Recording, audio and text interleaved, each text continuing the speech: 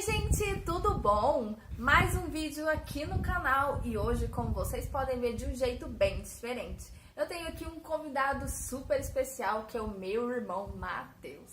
Isso mesmo. E hoje o nosso vídeo é bem interessante para você que é jovem cristão.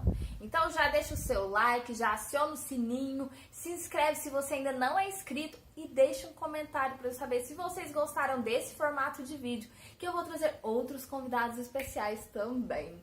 E o nosso vídeo de hoje, o tema é 5, para variar, 5 desafios que um jovem cristão enfrenta nesse mundo. Isso mesmo. O primeiro desafio que a gente vai falar aqui é ser exemplo. Então, Matheus, o que você pode falar pra gente sobre ser exemplo? Por que é um desafio para o jovem cristão ser exemplo no mundo? E aí, galera, então, ser exemplo. Acho que um dos grandes desafios para os jovens hoje em dia, para os jovens cristãos, é ser exemplo dentro da sua casa, dentro da sua escola, porque rola aquela acusação, tipo, de você não poder errar.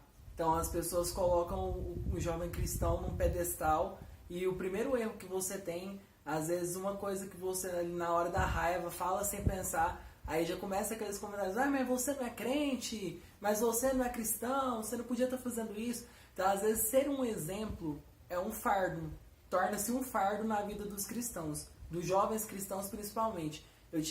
Eu discipulo jovens, eu acompanho adolescentes. Um dos grandes problemas que a gente tem dentro do discipulado, às vezes, que eu escuto é esse. De dentro da escola, os meninos escutam muita acusação dos amigos deles. De você não pode fazer isso porque você é cristão, você não pode falar isso. Então, nós viramos semideuses que estão passivos. Não pode errar. Não pode errar, não pode ficar triste, não pode ficar grilado, porque você é perfeito. Mas as pessoas não entendem que um jovem cristão, ele está num processo, num caminho de transformação diária. E ele é um ser normal, que ele vai errar, um adolescente principalmente, ele vai passar por todas as fases, explosões de hormônio, como qualquer outro jovem, porque ele não se tornou um Deus ainda. Então ele ainda é um jovem e realmente isso é um desafio para todos. Então se você está passando por esse tipo de desafio agora, calma, vai dar tudo certo, você vai conseguir ser um exemplo, ora a Deus para você ser um jovem ousado como Timóteo foi e vai dar tudo certo. Não se preocupe, você não é o único que está passando por isso. Isso é um desafio geral que todo mundo enfrenta. E aproveitando e falando já sobre o nosso segundo desafio, que a gente já até falou um pouco, que as pessoas cobram, que rola mesmo, preconceito. Preconceito contra cristãos. Eu acho que não é só um jovem, todo mundo, em todas as faixas etárias, enfrenta o preconceito por ser cristão, mas o jovem principalmente. Por quê? Porque às vezes as pessoas veem o cristão como uma pessoa privada de prazer, uma pessoa que não tem alegria, não tem felicidade com nada. Então, você vê na televisão, tipo, quando tem um crente num filme ou quando tem um cristão numa novela, é sempre aquela pessoa meio morta, com a cara meio triste, porque ela não participa dos prazeres que o mundo oferece. Só que isso não é verdade. Isso, na verdade, é uma visão que o diabo colocou na vida das pessoas. Porque nós desfrutamos do prazer eterno, que é ter Cristo. A palavra fala que a eternidade é conhecer o Senhor. Exatamente. E nós somos transformados por Ele, de glória em glória. Então, a cada dia nós somos transformados e desfrutamos mais ainda da presença dEle. A diferença é que a gente não precisa de droga, a gente não precisa de bebida, a gente não precisa de prostituição. De nada disso nós somos completos. Porque, na verdade, o pecado é para suprir uma falta daquilo que é eterno em nós. Exatamente. E ainda rola aquele pensamento bem quadrado das pessoas no mundo acharem que por você ser cristão, a única coisa que você faz na vida é orar e ler a Bíblia. Você não joga bola, você não vai ao cinema, você não escuta música, você não faz nada, não lê bons livros, acha que é uma pessoa completamente sem cultura. E isso não tem nada a ver com quem é cristão, né? Eles, na verdade, não entendem que nossa diversão existe, é muito boa, todo mundo sabe que comunhões são muito boas nas igrejas, mas que a gente não precisa do que eles precisam, que são as coisas ilícitas, as coisas que tomam a nossa mente. Nós já temos a nossa mente preenchida e o nosso coração e o nosso espírito por Deus. Por isso que nós não precisamos de coisas que nos levem a um nível diferente de pensamento, coisas que nos tirem realmente da nossa mentalidade aqui normal, né? Coisas que sejam alucinógenas. Eu acho que a base do preconceito com os jovens cristãos e com os cristãos em geral é o espírito de religiosidade. Exatamente. Todo mundo olha assim, nossa, eu não posso fazer isso porque senão eu vou desagradar a Deus. Quando na verdade, tipo, não é isso, sabe? O Senhor, Ele quer sim que a gente desfrute. O Senhor quer sim que nós tenhamos prazer. O Senhor quer sim que nós sejamos alegres, porque Ele é a nossa alegria. Exatamente. Então, Ele é o mais interessado nisso. Afinal de contas, quando Ele fez um homem, Ele colocou ele no jardim dos prazeres. Então, se tem alguém interessado que a gente tenha prazer e uma vida boa, é Deus. E a gente já pode ir para o nosso terceiro desafio, que tem tudo a ver com isso que a gente está falando também, que é lidar com as escolhas, que pode ser as tentações, podem ser escolhas erradas ou escolhas certas, tentar fazer as escolhas certas, mas muitas vezes a gente tem que lidar ali com aquelas coisas, aquelas pressões que vêm e que a gente tem que falar, opa, não, eu sei minha identidade em Cristo e eu não vou fazer isso. Eu acho que onde a lei é a transgressão. Então, acho que para você ser liberto do pecado, para você ser liberto disso tudo, você não ter... Porque acaba que se torna um fardo, né? Tipo, a sua vida, eu não posso pecar, eu não posso pecar. E você foca tanto naquilo que você acaba caindo. Então, você coloca aquilo como uma lei para você e essa lei se torna o seu fardo diário. Então, uma coisa que você não tem que fazer para ser feliz, porque o pecado não é uma necessidade para ser feliz, se torna uma necessidade. Porque aquilo fica dentro de você. Não posso fazer, mas eu quero. Aí você já começa a pensar como que eu poderia fazer. Nisso aí você já começou a pecar. Então, eu acho que assim, não onde a lei é a transgressão, onde você coloca esse fardo demais, você dá esse destaque pro pecado na sua vida, ali você vai cair. Exatamente. Quando a gente foca naquilo que, igual o Matheus falou, nem é uma necessidade, mas é uma coisa assim, é realmente uma tentação lançada pelo diabo para fazer você cair. Mas quando você foca, aquilo ali se torna uma coisa bem maior. Então, é realmente aquela história de eu não deixo um passarinho fazer um ninho, mas ele pode ficar rodando em volta da minha cabeça. Então essa é a tentação, ela tá ali perto, rondando, mas você pode dizer não e você pode vencer essa tentação. Eu acho que tudo tem a ver com a sua identidade, você saber quem é você saber tudo que Deus tem pra você e que você tá no caminho certo e que você tá fazendo as coisas certas e que mesmo que você não fizesse, Deus continua te amando. Quando você foca naquilo ali, naquele pecado, ele toma uma proporção muito grande. E isso nos leva ao quarto desafio, que é o desafio de permanecer.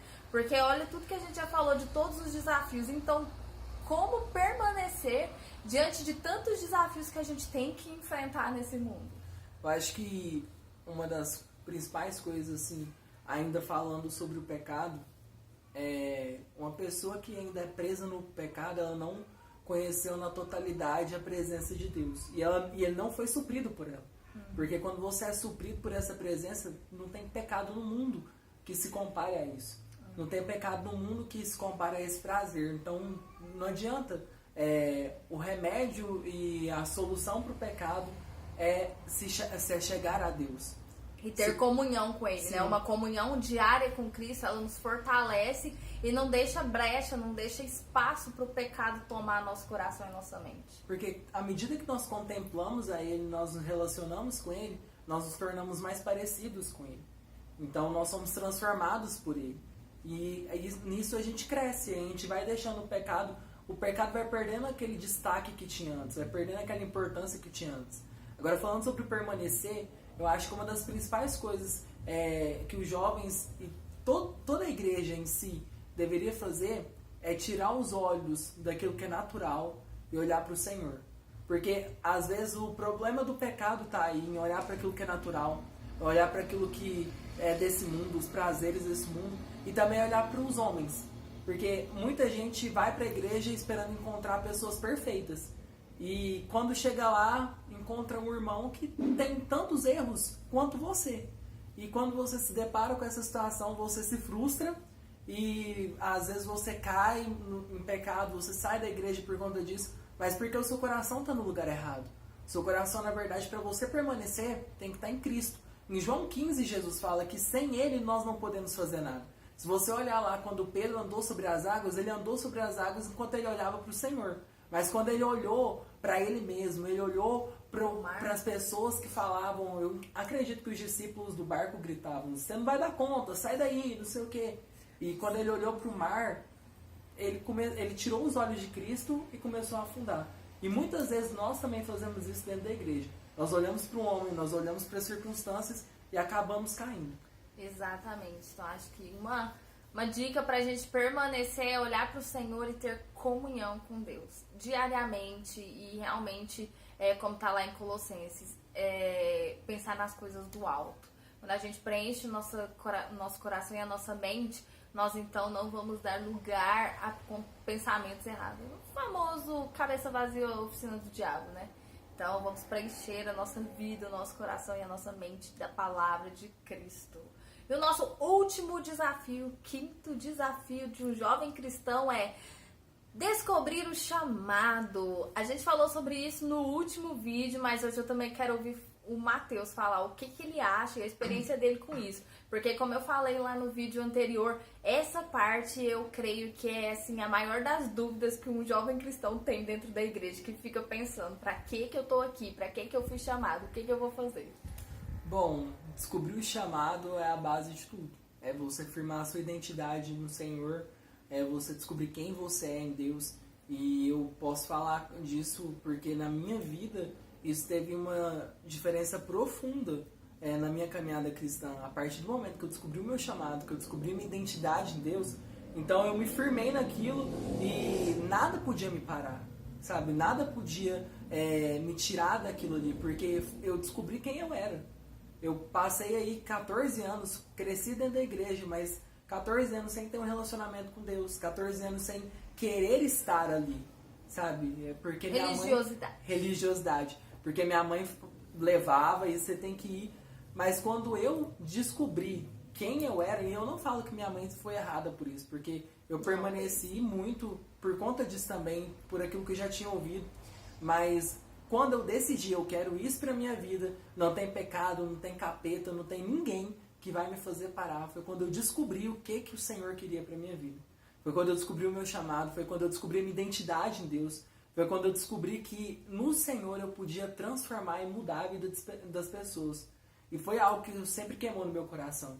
Que é o chamado primordial que eu falei lá no nosso vídeo, que é ir de fazer discípulos, pregar o evangelho, né? Quando você sabe disso, quando você tem essa certeza de que para isso você realmente foi chamado. Não importa como você vai fazer isso, se é cantando, se é pregando às nações, ou se é numa igrejinha local, não importa. Ou sendo um profissional em alguma área, não importa. Você sabendo que você nasceu para isso, você realmente descobre a sua identidade de filho. Você tem um propósito aqui na Terra. E assim, não separe o secular da igreja. O santo. Porque você é cristão, você é salvo, você é luz aonde você estiver. Amém. Independente de ser na sua escola, no seu serviço, na igreja, você é salvo, você é luz e o seu chamado é integral. É aonde você estiver, você tem que manifestar o reino. Então, assim, eu vejo que meu chamado hoje, que o Senhor tem para minha vida, é de ser pai. É de ser pai espiritual, sabe? O Senhor tem me dado filhos espirituais, eu tenho um discipulado, tenho pessoas que caminham comigo e eu realmente me sinto como um pai espiritual dessas pessoas, no sentido de acolher, de amar como um pai mesmo. Tem muitos discípulos meus que me veem como um pai, porque o Senhor ele tem se expressado através de mim dessa forma e isso traz uma gratificação profunda, sabe? Isso traz um prazer eterno que pecado nenhum, prazer mundano nenhum consegue suprir.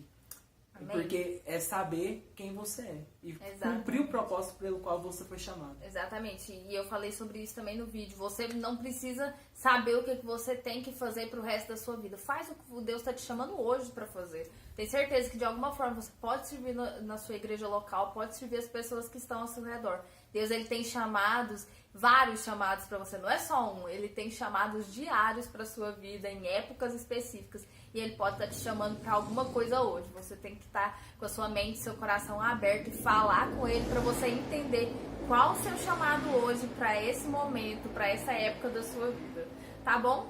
Bom, obrigada, Matheus, e eu espero que esse vídeo possa te ajudar de alguma forma. Foi muito legal e eu espero que vocês concordem comigo. Deixa o seu comentário e se inscreve aqui no canal se você ainda não é inscrito. Tchau!